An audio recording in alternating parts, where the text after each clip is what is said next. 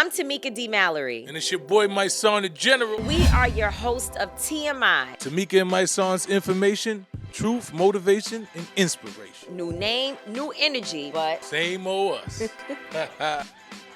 Hey, what's going on, Tamika D. Mallory? How are you? All is well. All is well. How are you? I'm black, blessed, and highly favored. Just trying to put it one more day at a time. What's going on in the world? So much. So much. There's always something going on. Let me give a shout out to InvestFest for having us. Shout out to Rashad and Troy for having us at InvestFest this year. It was a dope conversation. Yeah, it was good. Also on their team is Matthew and Ian. And they really have built something that I'm very proud of them. Very proud of what they've been able to accomplish. They obviously have something that there's a real desire for it in the community, and they went with like what God put on them as a calling, and they're walking in it. And that's a beautiful thing to see so many Black people gathered to hear from different types of people. I attended InvestFest, I think once before, and I kind of feel like it was heavy on investment, financial freedom, things like that, good stuff. And this time I noticed that, they had Angela Rye and the Native Land Pod, Tiffany and Andrew Gillum, and I think they interviewed Jamal Bryant. I believe Ben Crump was there. I think I saw him on the promotion. And then, of course, Magic Johnson, and then us, and then all these different types of people, Trade of Truth. And so they clearly have figured out that InvestFest is a hub for all the different elements of the movement. And, and I think it's pretty powerful. And like I said, I'm proud to have been a part of it, but also proud to just watch them grow. Yeah, just watch them grow. I remember the first time they interviewed me, like right after the pandemic, and it was just seeing them grow. And, I knew then that they had something that was, powerful, because it was a space that not a lot of other people had ventured into, and they were really passionate about it. So just watching the growth over the years and seeing them be very intentional, and that's what success is. And I think that's what you learn in InvestFest. It's about persistence and being intentional. Everyone who I've heard speak at InvestFest has always talked about how they was persistent and how it wasn't always going their way or how they wanted it to go, but they were persistent and they believed in what they did, and and then they started to reap the benefits of it. Yeah, no, for sure. For sure. So it was great. I think we got an opportunity to have a conversation that I know that I attempted to. I think all of us did. Shout out to Angelo, who really did a great job on the panel of just kind of helping to center people back into this idea that the war against Black folks has never ended. And there's not, even with the success that we have achieved, some of us, we still, as a people, as a whole, have been under the attack of so many different systems and of racism and oppression.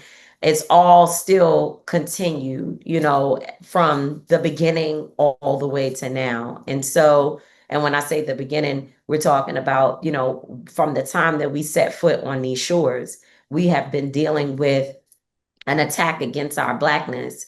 And I think that was good. And then the other part of it was just having the conversation around, how we keep constant contact, if you will, with the idea that our money, our politics, and the social justice issues of our communities are all three connected. It's not separate things, because, you can make a lot of money and then find yourself in a situation where you need political support in order to keep it or in order to increase it. Or look at the Fearless Fund. These are Black women who acquired a lot of money, resources, and they went to just try to help their own community by identifying Black women who needed support in their startups and their businesses, and sustaining their businesses. And the next thing you know, there was a political assault against them.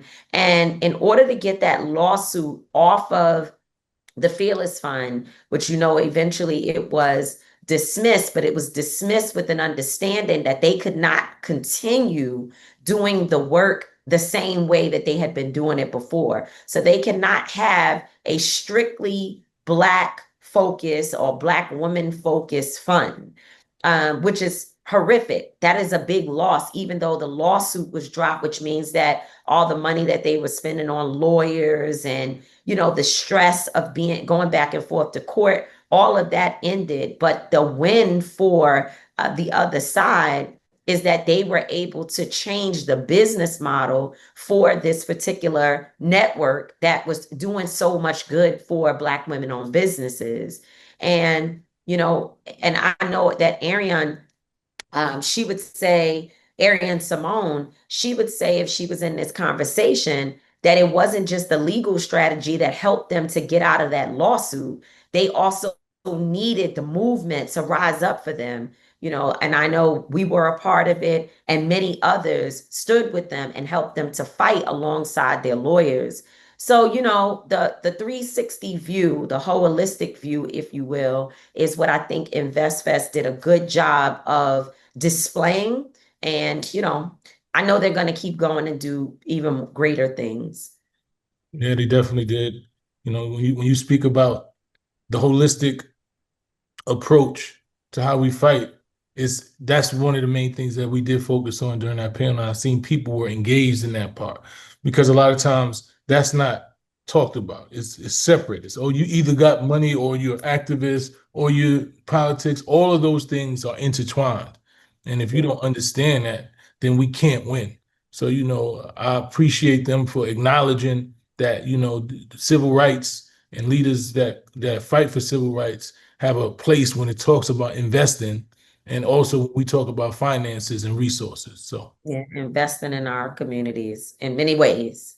So one of the questions that we answered, I had to talk about quite a bit, and shout out to our sister Selena Hill. I want to say our young sister, our little sister, and while she may be that in terms of her little frame, she certainly is becoming big Selena Hill. And in many ways is already big Selena Hill.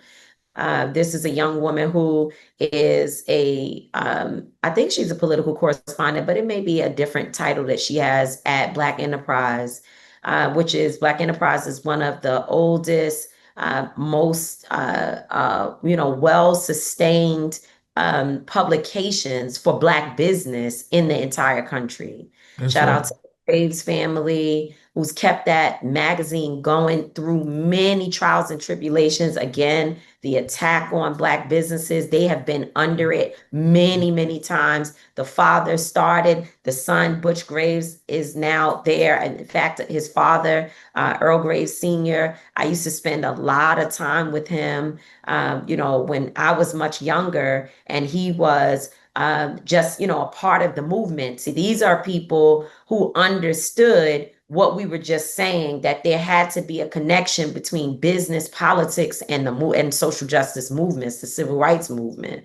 And so I used to spend a lot of time listening to Mr. Graves talk about building business, but also supporting community. And now his son is doing that. And Selena is one of the incredible voices there that has been empowered within Black Enterprise to do major things. I mean, they don't give her little kid interviews, they give her big interviews, solid conversations, and they really put her at the forefront of the publication. And so she moderated our discussion. And one of the topics that came up was Target, the Target fast, the Target boycott. And she asked the question that so many people, two questions. The first thing was, is this move with the CEO within Target, is that is it a win? Is it a victory for the fight? And then the other question she asked is, why so much focus on Target? Because, so many people say, why don't you move on to another company? And people have even said, but Target they are telling everybody that they can tell. Particularly, I hear it when speaking to vendors, people who have products in Target. And I also hear when I am speaking to other people that they have met with, and even some of their executives will say, but they have not abandon their diversity, equity, and inclusion principles. They just had to change the name because of Donald Trump's executive order.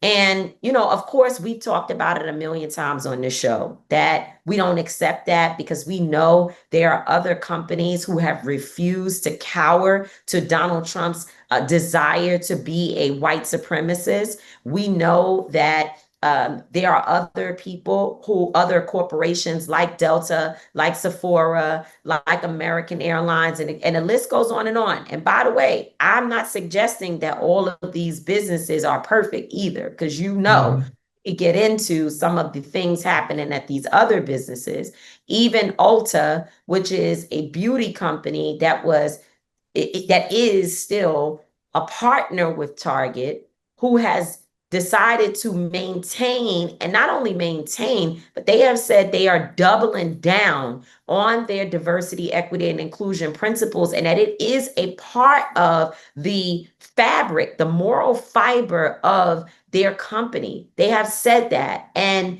in their partnership with Target, they are separating beginning 2026. But of course, they did not tell us why, other than to say that the companies are going in two different directions. But the writing is on the wall. And so, she was asking about the CEO stepping aside. And I think we talked about sort of the shell game that we see happening, but then still being able to find the victory in the midst of the shell game. You probably, you could talk about it so that I'm not the only one going on about it. I mean, listen, you pretty much, know more about the Target. I've got into the Target boycott based on you and our brothers and sisters, Jamal and Nina, but this is your thing. So I love it when you explain it because you explain it to the T. Well, yeah. So, first of all, in that same conversation that I have with so many people, and I see it in my comments, people who have fake profiles, people who have real profiles, where they say, well, Target is still committed to their principles, and we should, they're still supporting Black businesses. And they say, their new Bullseye program is really strong. It's really serious. They are committed to diversity. Again, however, they just have to change the name so that they're not under attack by Donald Trump and his administration. Well, first of all, when you give $1 million, are you saying that you also invested $1 million in Donald Trump's his inauguration, I think, but in his political campaign? Did you invest that also because you were trying not to be targeted? Pun intended.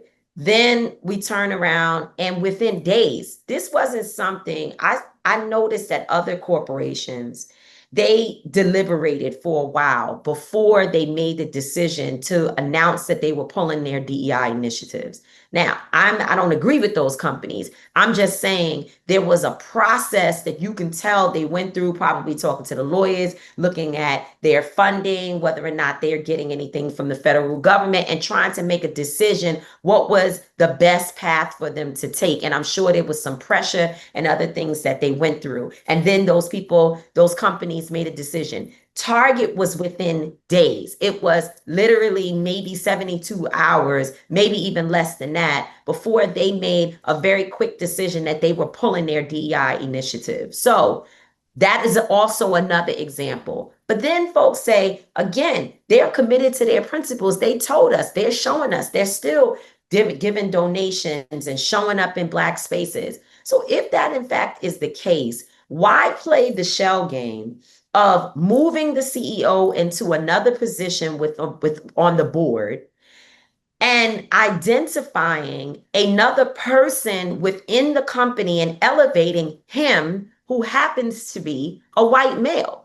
Why not choose a woman of color, a Black woman, or some other person of color to lead the company if you're so committed to your diversity, equity, and inclusion principles? They did not do that because they are committed to standing with Donald Trump, and we all know who Donald Trump is. And so when people push back on me, I listened to an interview that one of our sisters did, and she said, I feel like we found out about the boycott. It was Tabitha Brown, and she was doing the Earn Your Leisure podcast.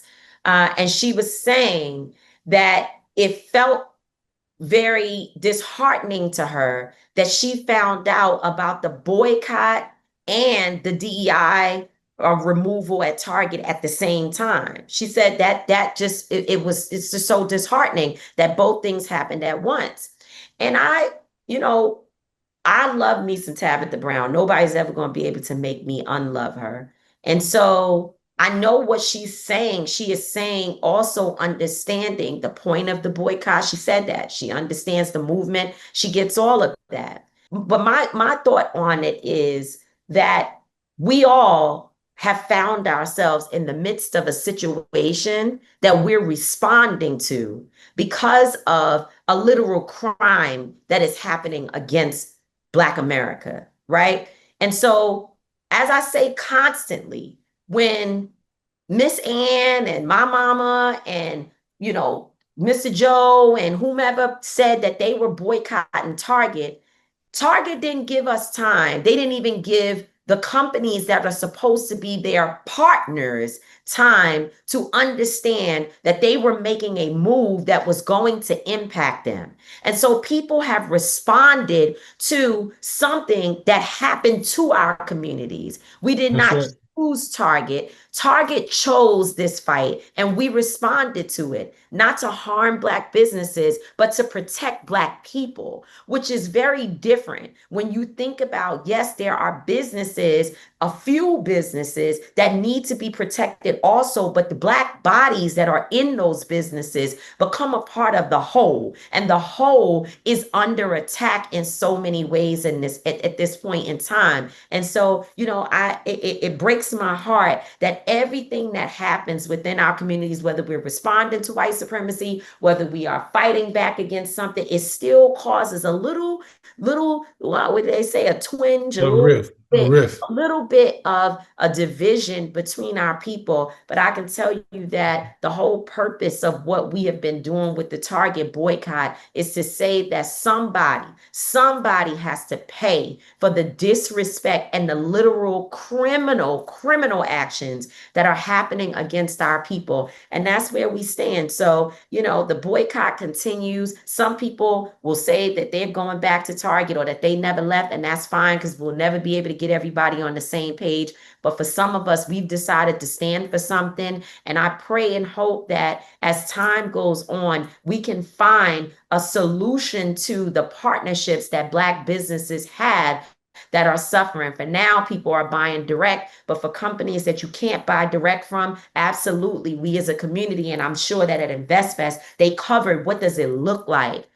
to secure, those brands and those businesses so that we don't have a situation in the future, as you said on the panel, when they can pull a carpet from underneath us with the stroke of a pen. Yeah. So it was a long way of saying a whole lot, but I thought it was important to just, give a synopsis on this show about where we stand on the Target boycott. Shout out to Jamal Bryant, because there was a video that he posted with Rick Ross inside Target. I don't know if it was his daughter, girl. I don't know who it was that he was inside Target with.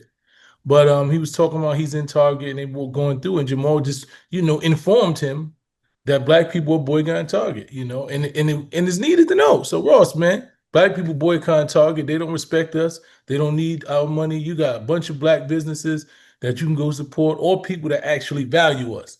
So go to one of those and spend your money with the people that respect us and value us. Amen. Amen. Amen. Let me get to my thought of the day and go kind of quickly on this. There was a story that I saw last week about an Airbnb host and how they charged a family $16,000 in damages that they created with AI photos. So they created AI photos that showed damages in an Airbnb space, and they charged $16,000 that Airbnb, after doing their investigation, they went back And, they refunded all of the money to this person or these people. And when I saw the article, it just reminded me of the trauma that I have experienced with Airbnb and the fact that Mhm. I went through something with Airbnb that for some people may think is small, but it was an issue that as I went through the changes, I talked to people who I know that work at Airbnb. I was back and forth in communication online with a real person. At first, it started out automated and then it became a real person who was dealing with my issue with an Airbnb host. And in the end, they did not solve the problem. They did not solve the problem. And so, my thought of the day around Airbnb is who is the boss? And at what point are we, as people who are consumers who support Airbnb, going to say that enough infractions have taken place, enough people have either been disrespected, overcharged, lied on, mistreated, even privacy issues before we start calling Airbnb to the carpet to tell them that there has to be some changes to their business model and there has to be respect for communities? Because this is not just Black folks, this is across all races, all groups of people. We see that there are constantly issues with Airbnb. Now, my situation, just for people who want to know, when I checked into an Airbnb, maybe this must have been about 2 years ago because I don't really use them anymore unless it's in a place where I have no other choice. I checked into an Airbnb, and when I arrived, they give you a certain amount of people that you can have in the place, in the space. And so I think we had 4 people who could be in the Airbnb at any one time.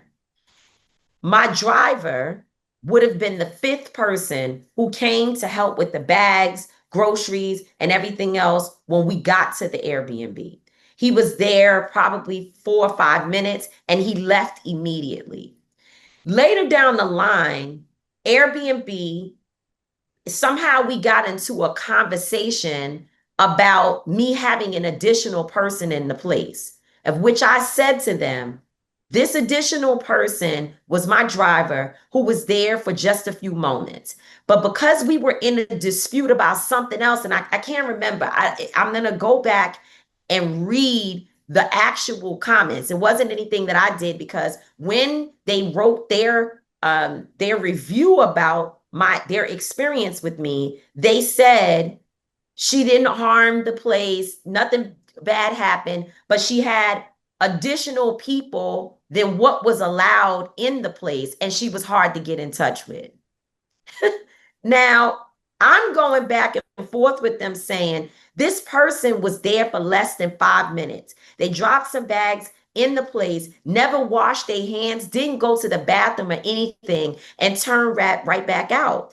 And after some back and forth, where they admitted this, the host admitted, yes, it was for a short period of time, but nonetheless, you still had too many people in the place. And I'm like, this is not accurate. We went back and forth, back and forth. Yeah. The conversation became very hostile. When I went to Airbnb, their position, even though they read it and they also acknowledged to me that it was clear that I did not have anyone else staying or even chilling out for a little while or even using the bathroom in the apartment, they said to me, well, we can't do anything about the comment that this rating that they've left on your name because that was their experience, even though their experience wasn't true.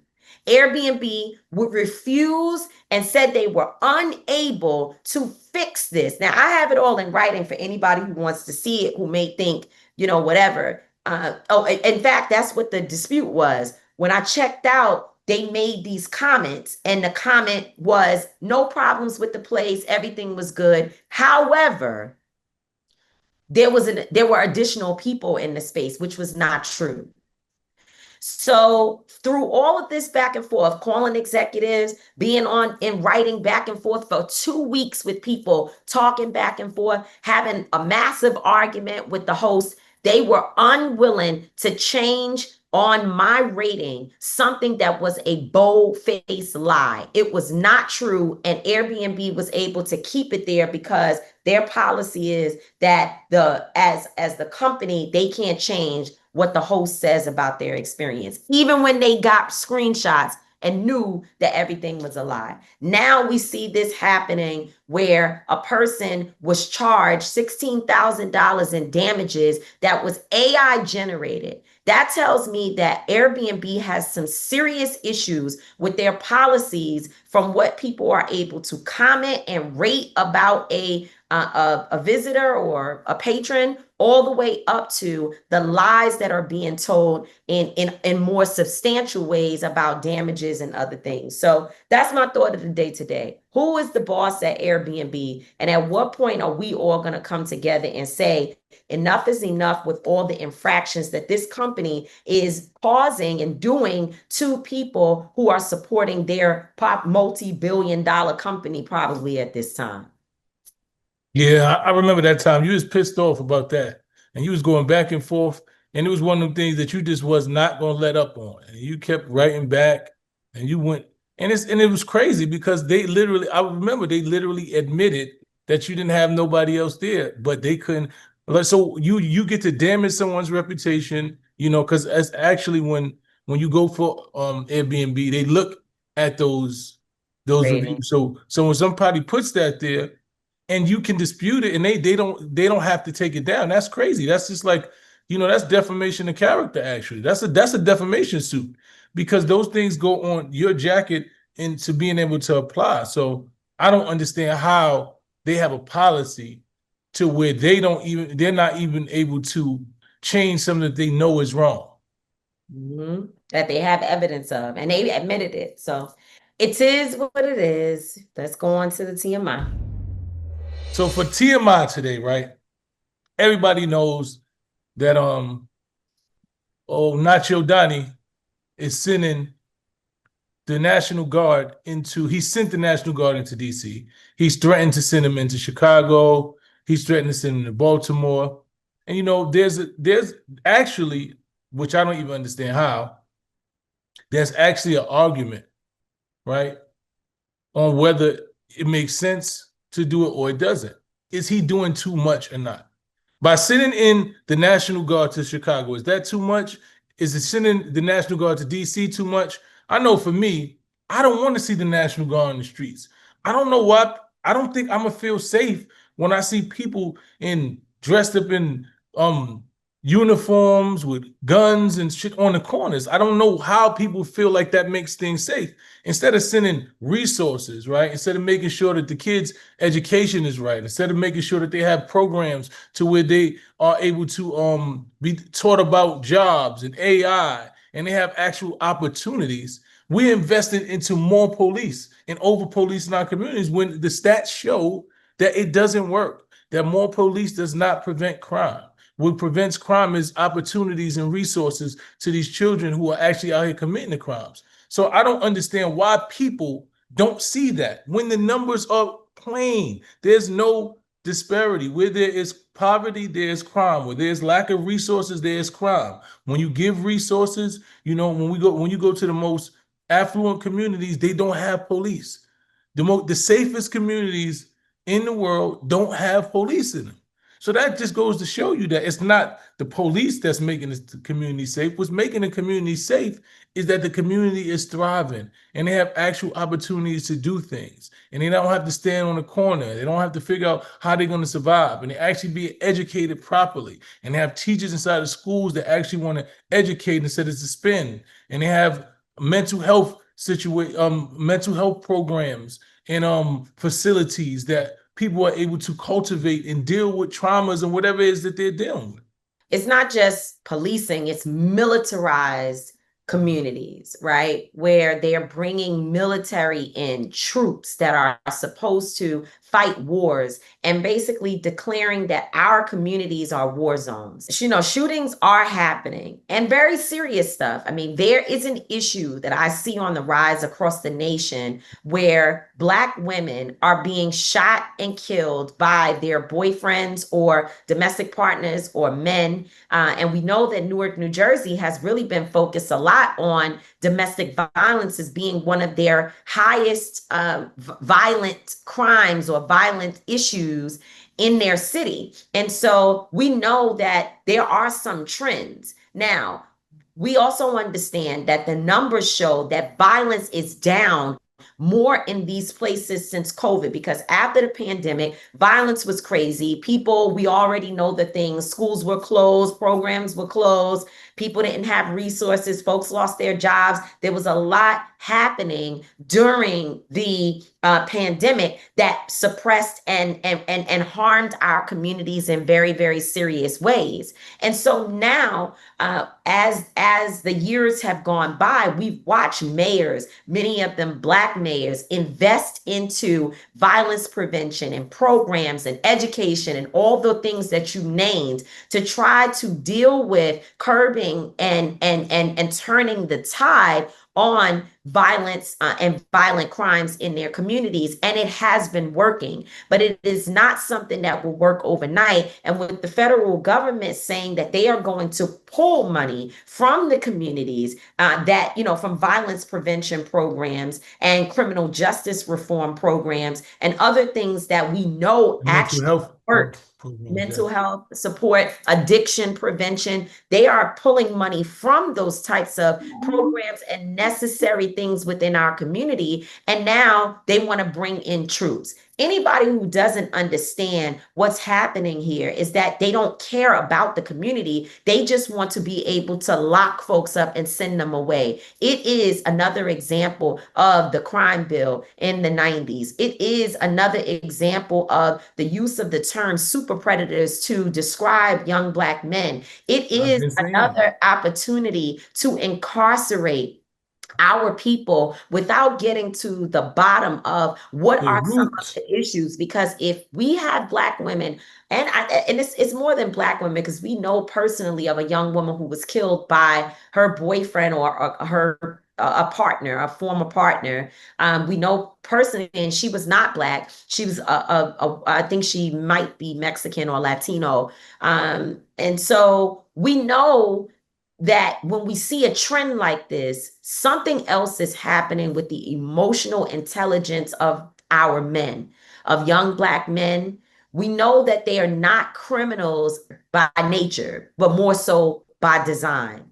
And we also know, because there are studies that show, to your point, just putting more militarized policing in the community does not solve the problem. You will lock some people away, and the next day, another person with another type of problem will become an issue. It does not solve the problem. What it does is pretty much put us in a society where we are living based upon fear mongering, and where we are criminalized and labeled as dangerous individuals, which translates into employment, because you can't not have Black women working. Also, not want to have programs specifically designed to address the needs of Black and brown people, and then at the same time say we're going to fill up all the jails. It doesn't go together. It's disingenuous, and anybody who has common sense should be able to look at this and see. But I will say, as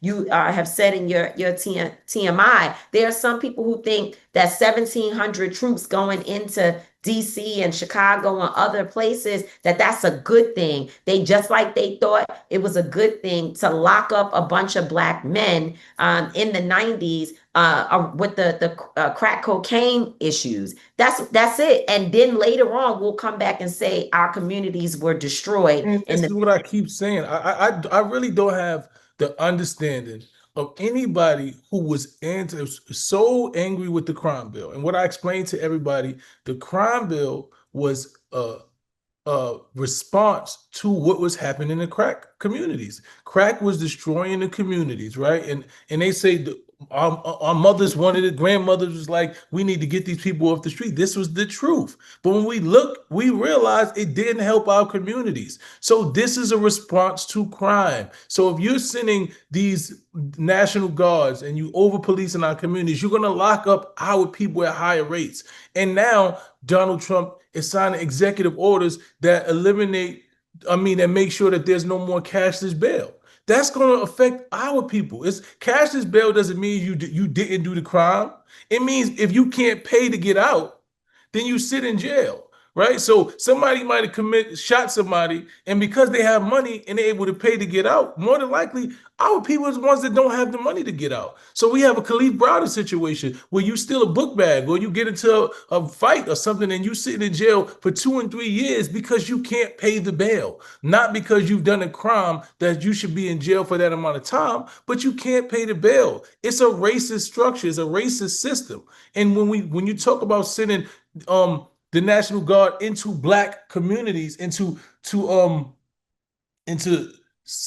states that are controlled by Black mayors, what ultimately means the population of Blacks is overwhelming, you know who is going to be targeted. So this is just a reality. So if we are trying to really have comprehensive and real intentional steps toward ending crime in our communities, we have to look at the root of what crime is. The root of crime is poverty. The root of crime is miseducation or undereducation. The root of crime is starvation in food deserts. Like, these are the roots of crimes. So if we really trying to stop crime, if Donald Trump was really intentional about stopping crime, he would make sure those communities have resources. But he's not intentional about stopping crime, and he won't make sure those communities have resources. You know why? Because if he was intentional about stopping real crime, he would go into Mississippi, right? In Jackson, where they got higher rates. But you know why they won't go there? Because it's Republican governors there. He would go into Tennessee. You know why they won't go in there? Because they have white governors there. West Virginia, like Ohio, like places that we know that the crime rates far exceed, the murder rates far exceed in these people, the people that he pointed out that just happen to be Black governors and mayors. Oh, they just happen. No, it's not by happenstance. This is an intentional attack on Black communities. And if you don't see it, I don't know what to tell you. But I'm just trying to say, and if you're a Black person, and I understand you want crime to stop. I know we've been hearing about Chicago, and we see it all the time. But I want to make you do your due diligence. Study. Look at the rates. Look at what causes crimes. Look at what's missing from those communities. And understand that if you got a budget, in Chicago, they have a $2 billion budget for police, and they talking about raising it. If you took one 100 for that and put it into the community and give these kids opportunities to where they're not on corners, right? And they have real opportunities to do things, you will see the change. So I hate that our people have brought into this white supremacy notion that police make us safe.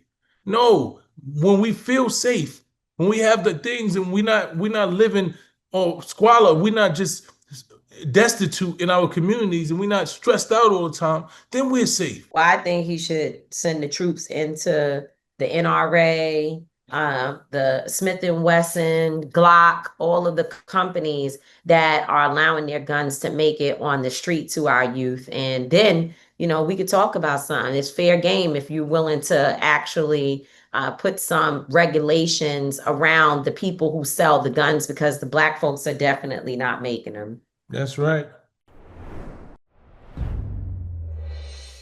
So that brings me to my I don't get it.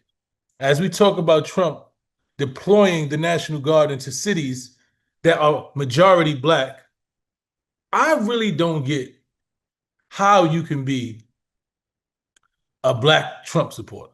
Like, at this point, they keep, and what's so crazy to me, right? I'm gonna pull up this thing that I was looking at that made me laugh. Right? What's so crazy to me is that they have this new thing called Trump derangement syndrome. And everybody who doesn't like Trump, they say is deranged.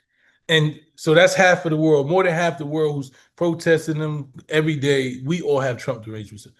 But for me, there's this narrative, right? And although it's true, right? There's this narrative that a lot of them have used. I've heard Candace Owens say it, Byron Donalds, who else? You name it, they've said it. The black people who support Trump, and they try to justify racism, and they try to justify slavery. And I've heard them say, well, you do know that black people own slaves, right? And you do know that black people sold their own people into slavery. And I want them to know that I am 100% sure that happened. And I want them also to know that they are the type of black people that sold us into slavery. They are exactly the type of black people that had slaves. We know y'all exist. We know that all skin folk ain't kids. So when y'all say that like it's a flex, you're talking about you. You are the ones who brought into the white supremacist talking points, who get up on these white stages and tell us how black people ain't shit, how we kill more than everybody, how we undereducated, how we don't understand this, and how white people have been. And when you look at the places where white people are governing, these things aren't happening. Y'all the one who parrot that bullshit. Y'all the ones who believe that. So it was no problem for your type to sell their own people into slavery. It was no problem for your type to enslave their own. You don't have any empathy. You didn't feel any connection to another black man that you seen being humiliated and just desecrated. You had no feeling because you wanted to be adjacent to whiteness. It was your type. It was your ancestors. You have the bloodline of those who enslaved their own people. You have the bloodline who sold their own people. When you talk about the Byron Donalds, Candace, all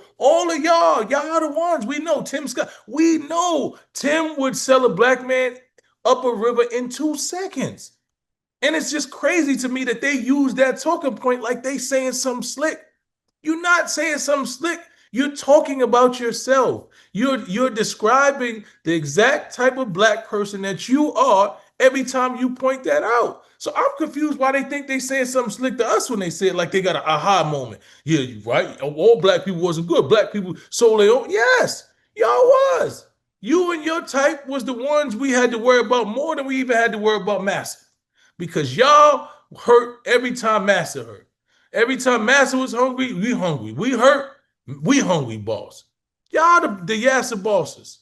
So that's what I want to say. I just want to know. I don't know why they don't know that they talking about themselves. Well, also, I think what you just said is true and it's sad actually. But I think that, and it's not just the Byron Donalds and the people you named, it's also people in corporations, people in institutions, educational institutions. We've always dealt with the Negro who wanted to be more aligned and attached to the white folks than their own people. And it has been, in many ways, a crippling factor in our communities. We think about somebody who's in a very powerful position, and that is Supreme Court Justice, what's his name? Clarence Thomas. Supreme Court Justice Clarence Thomas. This is somebody who's in a very powerful position, who loves his white wife and her MAGA alignment, and they've been MAGA before MAGA was a thing. Then he does his own people, and he's proud of it. And so it's scary because it's not like a joke. These are people who put our lives in literal danger every single day. And I feel like, we also are always required to state the history properly, even when we're pointing out something important. So it's important to point out what you said, but it's also important to point out that some of our people who were involved in the slave trade were forced to do so. And there was a fear that they had because some of them were tricked. And then after coming up out of there being tricked, they were afraid for their own lives and for their families. They were threatened that everybody in their bloodline would be slaughtered, especially if their children, wives, or whomever was there in the midst of the entrapment and the kidnapping that was happening. And so people had to deal with that. but there were definitely some who saw it as a way to separate themselves and to become the house Negro or to become the slave catcher, gave them some reprieve from having to be the caught and the enslaved and whatever. What they all found out, though, in the end, was that the white man didn't love them just like they didn't love the rest of us. And they ended up, every single one of them. I don't know anybody in history that we read or learn about, or the stories that are told to us by our elders, that someone who thought they were so look at Byron Donalds, don't even have a job in administration. He doesn't. There is no. Maybe I think there's one now, Black person, who's in the administration and over. The Exactly. same place. No, that's what they always send a token in the HUD.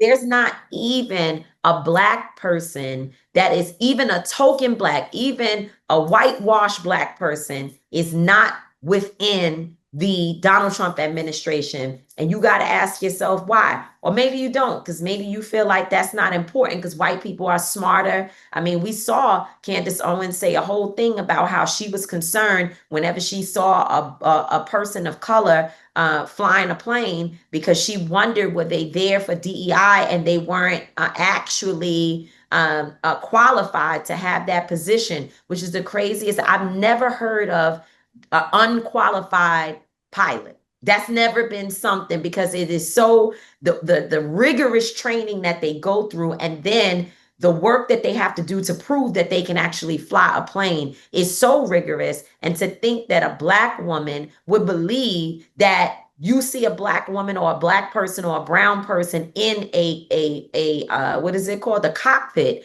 that they are only there because of a diversity, equity, and inclusion program, that's really scary to me. But you know what the thing is? You know what I would say? I wouldn't say that she was wrong, right? But the thing is, the weaponization of what diversity, equity, inclusion actually stands for, right? Because they probably would not let no Black pilots in there if they didn't have to choose from the top pilots in the world that were Black, right? Because they had to choose from the top of the litter. They didn't just get put in there because they were Black. No, they understood that, you know what? If we don't put in diversity, equity, inclusion to make sure that the overqualified Black people get in positions that they actually earn and deserve, then they won't be there. And that's what the whitewashing is. So when they say that, they want to make the term diversity, equity, inclusion something bad, when it was never anything bad, when it always was something that made sure that there was diversity inside of the place. There was equity, that everyone had equality, the equal person had an equal opportunity, and there was inclusion, and everyone was included within the corporation. So yeah, when she said it was DEI, I'm almost sure it probably was DEI, because DEI actually made the opportunity for Blacks who are overqualified get the jobs that they deserved hundreds of years ago. And right, because DEI, when we say that, we speak of that term, but really DEI isn't just DEI. It is affirmative action. It is the fight for equality. And whether or not it has always been used properly or benefited all of us, we already know. We can sit here and argue about the stats and that and all of that all day long. But the point of diversity, equity, and inclusion is what you're talking about, that it had to be done, because without it, we would just see white people. And if any, and I guess people believe that only white people can fly planes. So there's that. They believe whatever they believe what they've been taught to believe. And it's disheartening that you have people that look like you, that have come from the lineage and understand and actually have went through what you went through. All of these people who have gone bad, as I say, they haven't just grown up whitewashed in white communities. Some of them actually come from communities that we come from. And I think in the rush, in the need to feel like they matter, they wanted to become white adjacent, and they wanted to have acceptance into whites. These be the same ones that go and tell Black jokes around the white friends, because they wanted to be accepted. And it's really just sad, man. Shout out to Amanda Seales. I don't know if we didn't talk about it last, but I was watching her Jubilee, and just sitting there talking to those Black conservatives, as you call them. It was just disheartening, and she had the energy, the temperance that I would never have had, to educate, to actually sit there and educate people who was just spewing foolishness, and I think that's what made me really just sit there and think about that. I was listening to Young Boy, and he was just talking about all of the things and how Black people are killing, and it's like, you don't even know what you're talking about. You don't even understand what systemic racism or white supremacy is. You don't even understand what the term is. He said there was actually no such thing as white supremacy, that it didn't exist. So when you have Black people who have been taught that, is very dangerous, because those are the ones that they prop up and put in positions to try to speak to us and try to feel like they have some level of connection to us when they don't even identify or realize who we are. Nothing else to be said. You're right. Shout out to Amanda. She's great. She's amazing. She's smart, and she's so smart. You can't even. There's nothing you could do to deny that woman, no matter what they do. And I'm so glad that her performance there, is before the world, that people are having to talk about how well she did. I don't like the platform.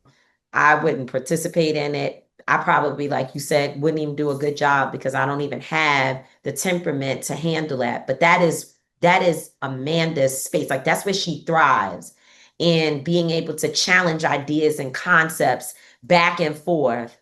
And she actually thrives there. I mean, and you can see it. Even though she might have been frustrated, she had to, a few times, like, let them know, like, I'm also hood. You know what I'm saying? So she had to do that. But for the most part, her performance is exactly what I expected. And if there has to be a jubilee, whatever that means, because I don't even see how they're using that term, jubilee, for that platform.